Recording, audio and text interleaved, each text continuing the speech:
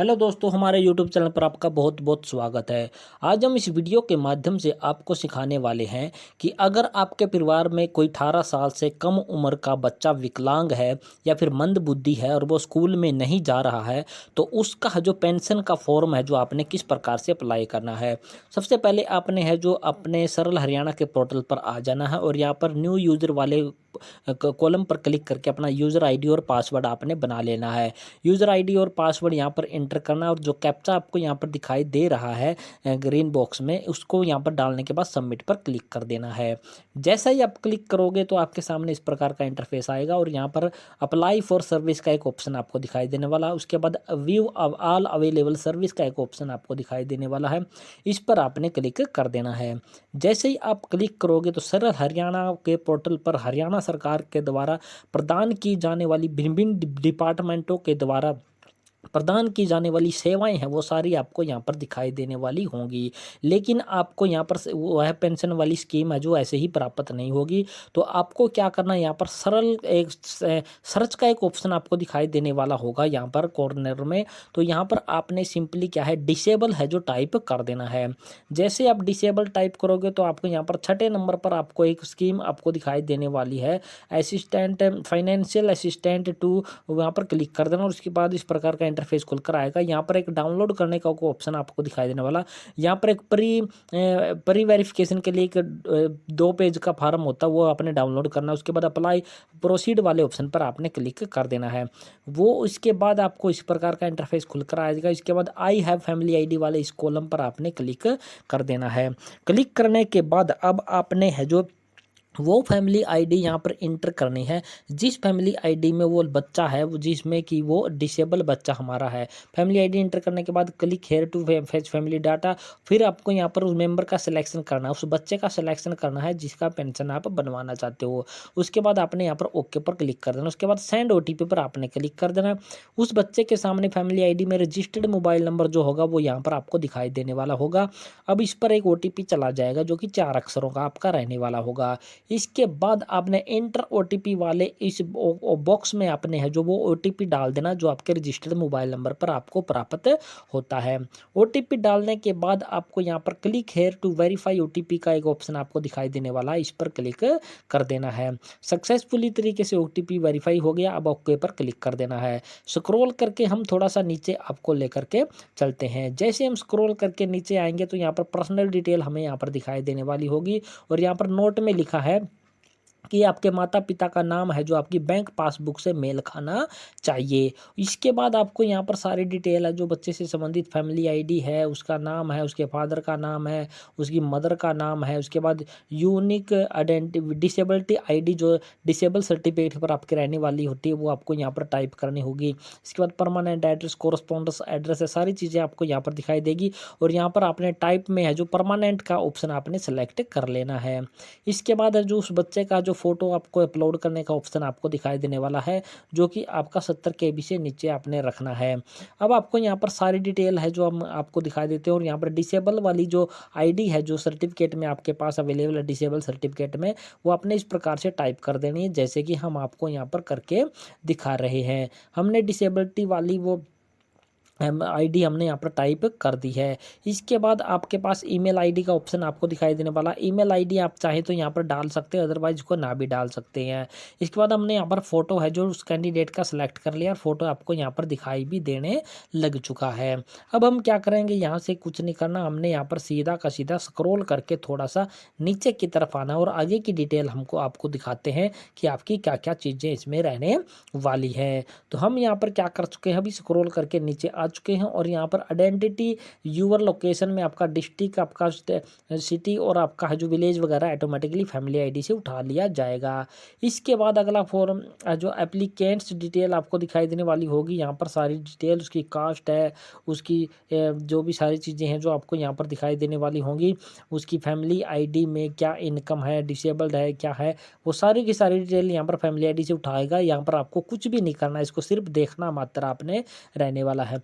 इसके बाद bank detail आपको यहाँ पर है जो फैमिली आईडी से ऑटोमेटिकली उठा लेगा, बैंक अकाउंट उठा लेगा, आईएफएससी कोड जो फैमिली आईडी में वो ऑटोमेटिकली उठा लेगा।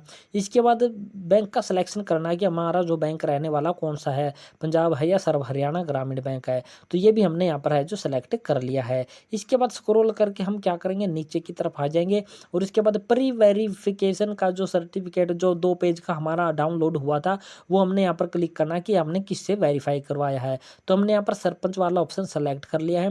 अब हम उस सरपंच का है जो नाम यहाँ पर क्या करेंगे, टाइप करेंगे, जो कि बॉक्स हमारे सामने यहाँ पर हमने सरपंच का नाम टाइप कर दिया है। इसके बाद आई एग्री वाले चेक बॉक्स को क्लिक करेंगे और ये वर्ड वेरिफिकेशन में जो नंबर आपको दिखाई देने वाला है, ये नंबर ज्यों का त्यों है जो हम यहाँ पर क्या है एंटर करेंगे और उसके बाद ग्रीन बॉक्स में सबमिट वाले ऑप्शन पर क्लिक कर देते हैं।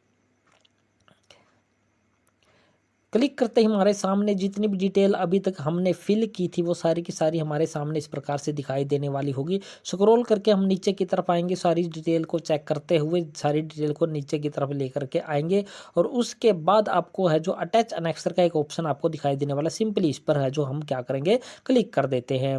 क्लिक करते ही इस प्रकार का इंटरफेस खुलकर हमारे सामने आ जाएगा। अटैच इनक्लोज्ड, यानी कि जो जो चीज़ें हमें यहाँ पर अपलोड करनी है वो सारी चीज़ें हमें यहाँ पर दिखाई देने वाली हैं।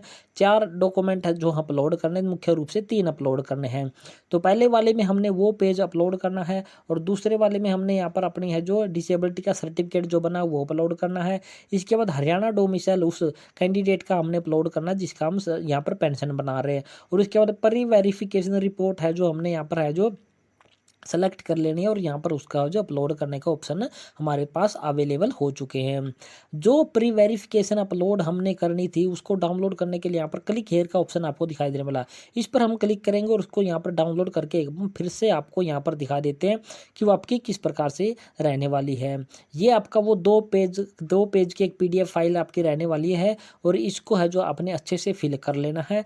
फिल करने के बाद है जो आपने अपने मेंबर या फिर पार्षद या फिर MC से आपने है जो अपने इसको अटेस्टेड करवाना है और इसी को ये फिर बने PDF बना करके यहाँ पर अपलोड करनी होती है। तो ये हमने पहले से सारी चीज़ें तैयार कर रखी हैं।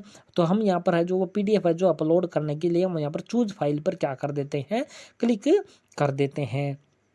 यहाँ पर हमारे पास वो फाइल हमने यहाँ पर सेव कर रखी है, उसको हमने यहाँ पर अटैच कर दिया है। इसके बाद डिसेबिलिटी सर्टिफिकेट जो भी कैंडिडेट का हमारा रहने वाला है वो भी हमने यहाँ पर ऑलरेडी सेव कर रखा है, तो उसको भी हम यहाँ पर क्या है अटैच कर देते हैं। इसके बाद हरियाणा डोमिसाइल उस बच्चे का हमने बनवा रखा है, तो हम यहाँ पर जो रेजी नाम से एक फाइल हमने है जो सेव करके उसको हमने सेलेक्ट कर लिया है। इसके बाद प्री वेरिफिकेशन रिपोर्ट जो 2 पेज वाली थी उसको भी हमने है जो पूरा का पूरा है जो फिल करके सरपंच से अटैच करा के उसकी PDF बना रखी है, उसको भी हमने यहाँ पर क्या है अपलोड कर दिया है। अब हमारे सामने एक ऑप्शन आपका दिखाई देने वाला है जो कि हमें दिखाई देने वाला सेव एनेक्सर, जो कि ग्रीन बॉक्स में हमारा रहने वाला है। तो सिंपली हम यहाँ पर क्या करेंगे, क्लिक कर देते हैं।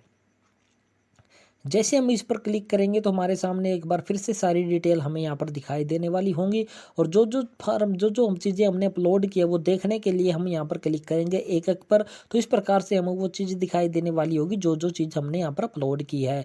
इसके बाद फिर से हम एक डॉक्यूमेंट और हम चेक करेंगे, डिसेबिलिटी सर्टिफिकेट हमारा जो अपलोड किया है वो इस प्रकार से हमें यहाँ पर दिखाई देने वाला होगा। इसके बाद हरियाणा डोमिसाइल जो हमने अपलोड किया वो इस प्रकार से हमारा दिखाई देने वाला होगा और उसको भी हमने चेक कर लिया। उसके बाद हम सबमिट वाले ऑप्शन पर क्या है सिंपली क्लिक कर देते हैं।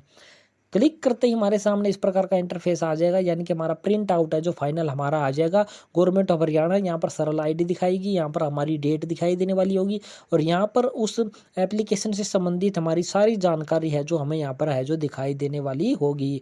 और यहाँ पर नीचे हमें है जो सर्विस ड्यू डेट का एक ऑप्शन आपको दिखाई देने वाला है और उसके सामने हमें एक डेट दिखाई देने वाली है जो कि 30 जून 2025 हमारी रहने वाली है। यानी कि इस एप्लीकेशन को अप्लाई करने के बाद 30 जून 2025 तक है जो हमारी पेंशन है वो 100% जो बन करके आ जाएगी। अब हमने ये प्रिंट आउट निकालना, इसके साथ सारे डॉक्यूमेंट जो भी अपलोड किए हैं या फिर इससे संबंधित डॉक्यूमेंट हमने इसके साथ अटैच करने हैं और हमने है जो इसके सोशल जस्टिस वाले कार्यालय में क्या है इसको है जो सबमिट हमने है जो करवा देना है। तो इस प्रकार से आप घर बैठे अपनी पेंशन है जो अप्लाई कर सकते हैं। अगर आपको कोई डाउट है तो इस वीडियो के डिस्क्रिप्शन बॉक्स में हमने है जो व्हाट्सएप ग्रुप का लिंक दे रखा है, व्हाट्सएप को ज्वाइन कर लेना है और आपने है जो हमें है जो कांटेक्ट करके है जो इससे संबंधित जानकारी आप जो आपने प्राप्त कर लेनी है। तो जय हिंद, जय भारत दोस्तों।